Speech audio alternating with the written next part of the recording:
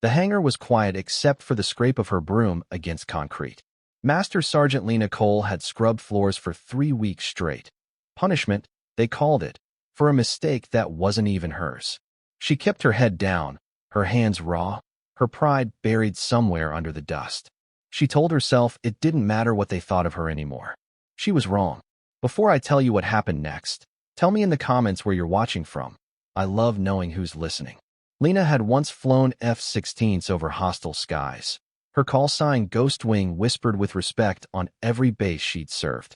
Now she mopped floors while younger officers walked past without a glance, as if the woman who'd saved a downed unit in Kandahar had simply evaporated into the linoleum. The official report blamed her for a communications failure that wasn't hers to own. She'd taken the fall because the truth would have ended someone else's career, someone she still believed deserved better. Nobody asked questions. Nobody remembered her name. That was the price of silence, and she'd paid it without complaint. Then the hangar doors groaned open. A decorated pilot walked in, helmet under his arm, boots echoing against the concrete like a slow countdown. He stopped. He stared at the woman kneeling by the toolbox, scrubbing oil stains that refused to disappear. Something in his chest tightened. He'd heard that name once, years ago, crackling through a radio at 2 a.m. while his engine sputtered over enemy territory. Ghost Wing, this is Falcon 2. I'm losing altitude. And the voice that answered, calm as still water, had talked him home. Ghost Wing, he said quietly. She didn't move. Her broom paused mid-stroke, the dust hanging in the sunlight between them like a held breath. She thought no one alive remembered that name. She was wrong again. It's just Lena now, she said, not looking up. But he was already kneeling beside her, his voice trembling with something between disbelief and gratitude. You talked me down. Over the Hindu Kush. I never got to thank you. Words spread through the hangar like static catching fire. Mechanics stopped working.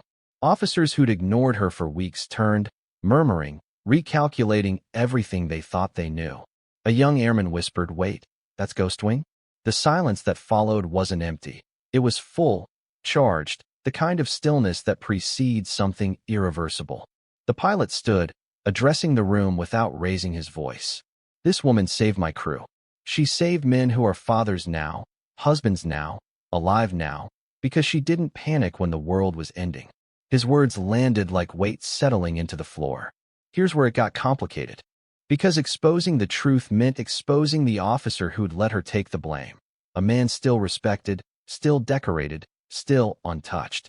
Lena had protected him out of loyalty, not weakness. Was silence honor, or was it cowardice wearing honor's uniform?